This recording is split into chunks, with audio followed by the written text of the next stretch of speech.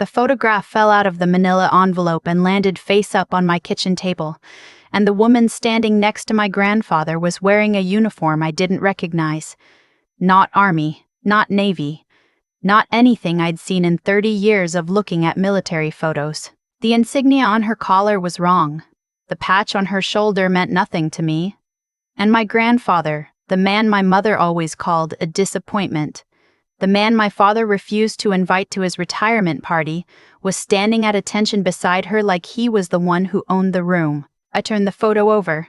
Nothing on the back. No date, no names, no location. I set it down slowly. That was the moment I realized I had buried a stranger.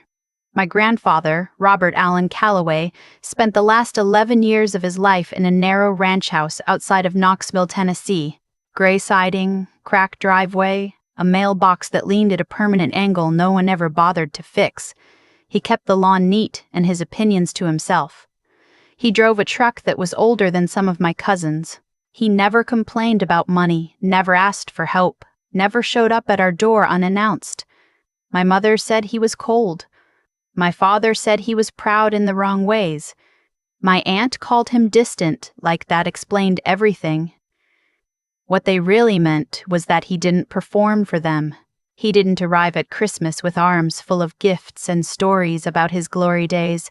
He sat in the corner chair and drank his coffee and watched the rest of us fill the room with noise. And when people talked over him, which they always did, he didn't fight for the floor. He just let them have it. I was the one who sat with him. Not because I was particularly brave or unusually perceptive, mostly because the corner was quieter. And he always smelled like cedar and old books, and something about that felt safe when I was small. He would ask me questions, not the kind adults usually ask children, not what do you want to be, not how are your grades. He asked what I noticed, what I was paying attention to. He'd point at a bird on the fence and ask me how it was holding its weight on one leg, and whether I thought it knew it was being watched. I thought it was just an old man's way of passing time. I was wrong about a lot of things. He died on a Tuesday in October 11 months ago. His neighbor found him in the backyard, sitting in the lawn chair he kept beside the garden, hands folded in his lap. The coroner said cardiac arrest, said it was fast, said he probably didn't feel much. I choose to believe that. I was the one who answered the neighbor's call. I was the one who drove 4 hours that same night, and I was the one who walked into that hospital to identify a body while my mother texted that she'd try to come by the weekend if things settled down. She didn't come. My father sent flowers to the funeral home. He didn't attend. My aunt called during the service and left a voicemail that started with, "I assume this is all being taken care of." 7 people came to the funeral. Me, the neighbor, his pastor, and 4 men I had never seen before in my life. Old men, all of them. They stood in the back row and didn't introduce themselves. They didn't cry. They stood at a specific kind of attention that I recognized without knowing why. And when the service was over, they left without speaking to anyone. I tried to catch one of them at the door. He looked at me with eyes that had seen several decades of serious things, shook my hand once, firmly, and said, "He was a good man, one of the best." That was it. He walked to a car that was already running and was gone before I reached the parking lot. I went back to my grandfather's house that evening to start going through his belongings. My mother had already called the estate attorney. There was no time to grieve slowly. The house was exactly as he'd left it. Dishes drying on the rack, a library book on the coffee table with a bookmark 3/4 through. His reading glasses folded on top of the morning newspaper dated the day before he died. I started in the bedroom because I thought it would be the hardest and I wanted to get it over with. Clothes in the closet, pressed and hung with a neatness that embarrassed me when I thought about how I kept my own. Dresser drawers with nothing unusual. A Bible on the nightstand with a few passages marked in pencil, the kind of careful underlining that takes a long time. In the closet, on the top shelf behind a row of folded blankets, I found the box. It was a military-issue document box. Olive green, metal corners, the kind built to survive things that would destroy everything around it. It wasn't locked. There was a small brass clasp that opened without resistance, as if it had been waiting. Inside the photograph, the manila envelope it had come from, a service record that listed his time in the Army, infantry, 2 years, honorable discharge, and underneath that a smaller envelope sealed with tape that had yellowed with age. Written on the outside in my grandfather's handwriting were 5 words. For the one who stays. I sat down on the floor of his closet and held it for a long time before I opened it. The letter inside was 3 pages, handwritten, the penmanship careful and deliberate in the way of a man who believed writing was worth doing right. If you're reading this, then I'm gone, and you stayed long enough to look. That matters more than I can tell you. There are parts of my life I was asked never to explain. Not to your mother, not to anyone in the family. I honored that request for 50 years because I understood why it was necessary. But I want you to know that the life they saw, the quiet one, the unremarkable one, was not the whole of me. It was the part I was permitted to show. I am not asking you to find out the rest. You don't owe me that. But if you do, be careful with what you find. Some of it will surprise you, some of it will be heavy. I only ever wanted you to know that I paid attention to you. You were the one who always paid attention back. The photograph in this envelope will mean nothing to most people. But if you find the right person to show it to, they will understand everything. I read it twice. Then I put it back in the envelope, put the envelope in my bag, and finished going through his house with a steadiness that surprised me because my hands weren't shaking at all. They only started shaking later, in the car, when no one could see. I drove back to my life, back to my job, back to my apartment in Virginia, back to the daily structure of things that had to be done. I put the photograph on my desk and looked at it every morning while my coffee brewed. My mother called once to ask if the estate was being handled. My father forwarded me a message from the attorney. My aunt asked if there was anything of value in the house that should be split among the family. No one asked what he was like. No one asked what he was like. No one asked what I found. No one asked how I was. I started asking questions myself. I had a colleague, a woman named Dana, who'd spent 12 years in Army intelligence before transitioning to the same federal agency where I worked. She was the kind of person who knew things without explaining how she knew them, which I'd always found slightly unnerving and suddenly very useful. I showed her the photograph on a Thursday afternoon. She looked at it for a long time without speaking. She tilted it slightly toward the window. She studied the insignia on the unfamiliar uniform. Then she set it down, looked at me, and said, "Where did you get this?" The same 4 words the man at the funeral had used. Except Dana's voice was different. It wasn't grief. It was caution. "That was my grandfather," I said. "He passed away last month." She looked at the photograph again, then at me. "Does anyone else know you have this?" "No," I said, "just me." She picked up the photograph once more, held it at the edge like she was being careful not to leave fingerprints, and said very quietly, "I need to make a call. Don't talk to anyone about this yet." I didn't sleep well that week. Dana came back to me 2 days later. She closed the door to my office, which she had never done before, sat down and folded her hands on her knees in the way people do when they are about to say something that requires precision. "The woman in that photograph," she said, "was a program officer for a joint intelligence unit that was quietly dissolved in 1987. The program doesn't appear in public records. The people who served in it signed agreements that were, to put it plainly, comprehensive." "What did they do?" I asked.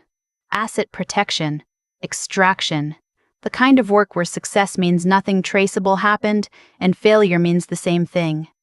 I thought about my grandfather watching birds from the corner of every family gathering, never asking for attention, never offering explanation.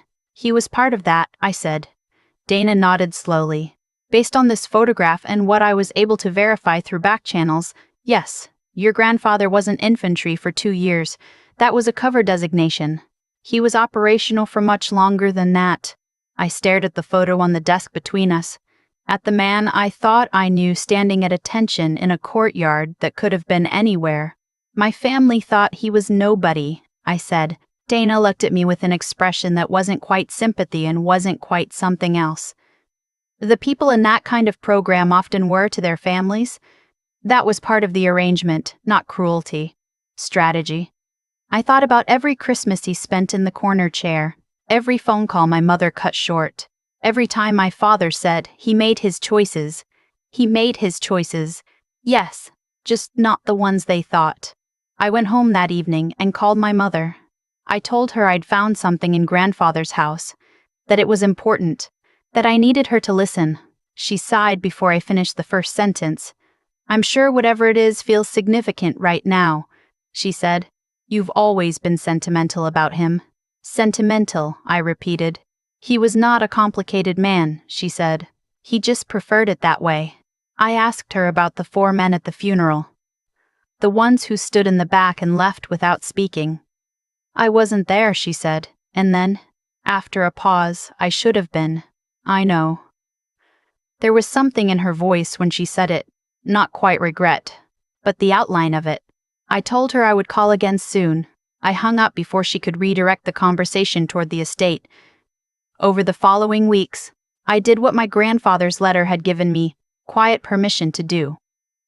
I looked. I found a retired Army archivist through a veterans network who specialized in service records from the late Cold War period. I described what I had. She asked me to send scans, which I did, and 3 days later she called me on a Saturday morning and said, "Your grandfather's official record is a placeholder. I've seen maybe a dozen of these in 30 years. They're used when someone's actual record can't be filed through normal channels." "Can you tell what he actually did?" I asked. "Not from what you have," she said, "but I can tell you that the unit designation in the photograph traces back to a program that was jointly administered by Army Intelligence and another agency I'm not going to name on the phone. What I can say is that participants were typically responsible for the welfare of foreign nationals working with the U.S. government in very dangerous circumstances." "He protected people," I said. "That's one way to put it," she said. I sat with that for a while. My grandfather who asked me what I was paying attention to. My grandfather who fixed things rather than replacing them. My grandfather who sent me a birthday card every single year, never late, never forgetting, while my parents forgot twice in a row when I turned 26 and then 27. He protected people. Yes, that sounded exactly right. I drove to Knoxville the following month. Not for the estate, which had been handled by then. Just to go back to the house one more time before the new owners took it. I walked through the empty rooms slowly. My footsteps echoed in a way they hadn't when his furniture was there. I stood in the kitchen where he used to make biscuits on Sunday mornings, real ones from scratch, and I understood for the first time that he'd spent his entire life practicing small acts of care because large ones were forbidden to him. In the garage I found something the estate company had missed. Taped to the underside of the workbench shelf in a manila envelope identical to the one in the document box was a list. 37 names. First names only, all foreign, beside each one a city and a year. Nothing else. I photographed it without touching the original. I stood in that garage for a long time. 37 names. 37 people who were presumably still alive somewhere in the world, or whose children were, because my grandfather had done something that never officially happened. My mother called him a cold man. My father called him proud in the wrong ways. He was neither. He was carrying 37 people silently for 50 years in a garage in Tennessee, and nobody knew. I went back to Dana. She looked at the photograph of the list for a long time. "I can't do anything with names," she said. "You understand that. These people were protected partly by never being named." "I know," I said. "I'm not asking you to do anything with it. I just needed someone to see it." She looked at me carefully. "What do you need?" she asked. "I need my family to understand," I said. Who he actually was.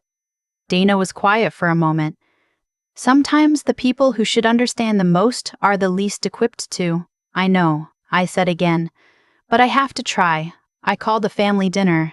That sounds more organized than it was. I asked my mother and father and my older brother to come to my apartment on a Sunday afternoon, which required 3 weeks of scheduling and one last-minute reschedule from my brother. They arrived in the staggered way people do when they've agreed to something they're not sure about. My mother first, then my father. 20 minutes later, my brother sending a text from the parking lot asking how long this would take. I put the photograph on the kitchen table. I put my grandfather's letter beside it. I put Dana's notes, the ones she'd let me keep, the ones that could be shown without compromising anything, in a neat stack. I didn't make a speech, I just said, "This is who he was, and I'd like you to look." My mother picked up the photograph first. She turned it over the same way I had, looking for names on the back. "Where is this?" she asked. "I don't know," I said.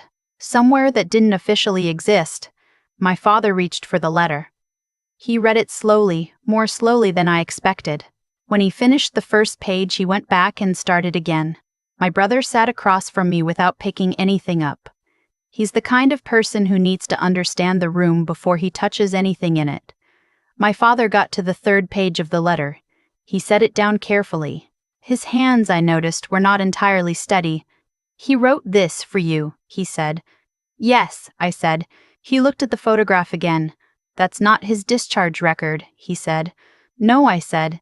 "His real record doesn't exist in any file you can find." My mother sat down.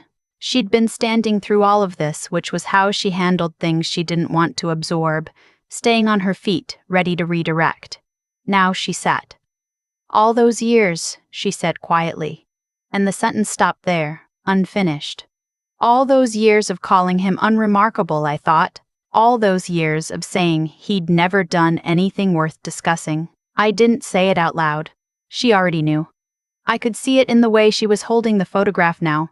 Not studying it, just holding it, like it was something fragile that should have been handled more carefully all along. My father asked what the program was called. I told him what Dana had told me, the parts that could be named. He asked what my grandfather had actually done. I told him what the archivist had told me. There was a long silence. "He saved people," my father said. Not a question. "Just working through it." "Yes," I said, "and he couldn't tell anyone." "No," I said, "he couldn't." My father put his hands flat on the table. "He's an engineer by nature and profession, a man who processes things through structure and sequence, and I could see him doing that now, laying the information out in order, finding where it fit, adjusting for what it changed.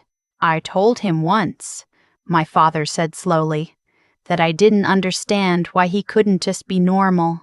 Why everything had to be so closed off." He stopped. He looked at me and said, "I know. I'm sorry about that." And I thought he was apologizing for a personality flaw. "He was apologizing for what the work cost you," I said. My father nodded once. Something shifted in his face that I didn't have a name for.